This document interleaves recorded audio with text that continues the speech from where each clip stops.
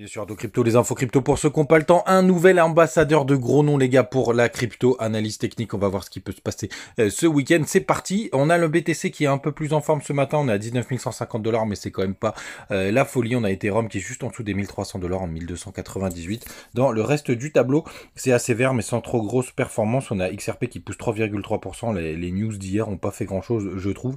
ADA qui fait 2,4%. Dans le bas du tableau, on a surtout Avax qui fait un joli rebond en 4,4%. Anto et Link 3% respectivement, et on va descendre jusqu'à QNT parce qu'il a vraiment des grosses performances ces derniers jours, ce dernier mois. On est à plus 3,8%. Les gars, du côté tout d'abord du daily, on est toujours de l'autre côté de notre trendline, et ce que je voulais vous montrer qui est vraiment très intéressant, je trouve, c'est qu'on tient vraiment très bien ce support des 19 000 $. Regardez, juste là on a pas mal de clôtures de bougies qui sont très proches de ces 19 000 $, 19 040 là sur la dernière. Il y a quelque chose qui est sympathique aussi, je trouve, sur le RSI, c'est qu'on ne fait toujours pas de plus bas. Regardez, là on a fait, donc on fait des bas de plus en plus haut, et ça c'est pour le coup, c'est signe de tendance haussière. Regardez, si on dézoome très bien, celui-ci est plus bas, celui-ci est donc plus haut, et celui-ci est plus haut. Donc ça c'est plutôt pas mal, parce qu'en plus on fait des plus hauts, donc ça sur le RSI, et des plus hauts sur le RSI. En plus, j'ai vraiment l'impression qu'il y a beaucoup de peur en ce moment sur les marchés. Alors évidemment,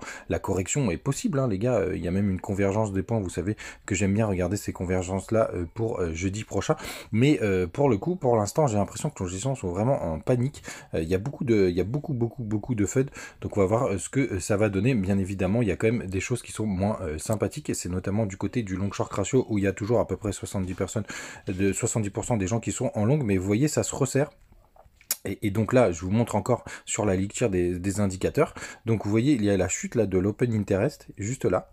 Et on voit aussi que ça descend du côté des longues, donc ça veut dire qu'il y a eu des clôtures de longues. Et les gars, juste le rappel, la majorité des gens vous le savez, mais longue, ça veut dire que vous pariez à la hausse avec un effet de levier qui peut être 1 x 1 aussi, les gars. Donc ça veut dire que vous augmentez le risque de vos positions. Sur le spot, ça achète pas trop, mais on est repassé à plat. Les fundings sont toujours positifs, vous payez toujours pour être en longue. J'attendrai vraiment que cet indicateur passe de l'autre côté et qu'on ait le long short ratio qui s'apprécie un peu plus en faveur des shorters, donc ça veut dire ceux qui parient à la baisse. Petite information au passage, puisque je le répète tous les jours, mais je sais pas si vous le savez forcément.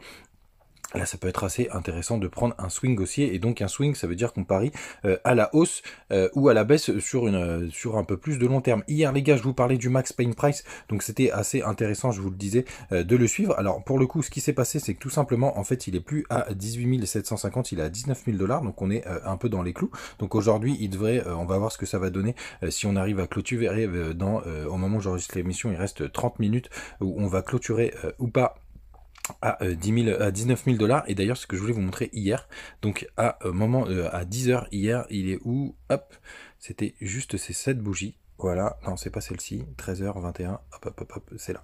Regardez, elle est là. C'est donc ces 7 bougies qui est juste là.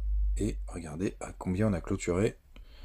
On a clôturé à 19 000, juste en dessous on a clôturé juste à, tac, 19 968 $, donc c'est assez intéressant de voir qu'on était vraiment très proche du Max Payne Price. Ça fonctionne plutôt pas mal, parce que 40 $ c'est pas grand chose, mais on va voir ce que ça va donner, si on va voir aussi quelque chose d'assez bon. Mais alors pour le coup on est un peu plus haut là ce matin, mais bon, la tolérance c'est quand même 2000 $. On va voir quand même que ça va donner. J'en profite pour regarder le petit 4 heures. Donc on a eu cette belle mèche hier qui nous a fait une chasse au stop. On a été récupérer pas mal de positions, notamment de personnes qui étaient en long. On continue de chasser. C'est quand même un peu chiant ce qui se passe en ce moment. Vous voyez, la volatilité, elle se compresse énormément. Juste en dessous, ça s'appelle un triangle descendant. Et d'ailleurs, il y a plus de probabilité de le casser à la baisse. Sachez-le, les gars. On va regarder, même si on regarde sur un peu plus sur le long terme, où est-ce qu'on pourrait aller. Il y a vraiment pas beaucoup d'informations du côté des options. On est encore à 19 000 $ la semaine prochaine. La semaine suivante, le 4 novembre, on est, on va regarder, on est à 19 500 $. Et la semaine de clôture ou la semaine de la publication des chiffres de l'inflation, on est encore à 19 000 $, mais vous l'avez vu, pardon, ça peut encore changer. On va regarder d'ailleurs l'inflation ce matin, on est à 7,84.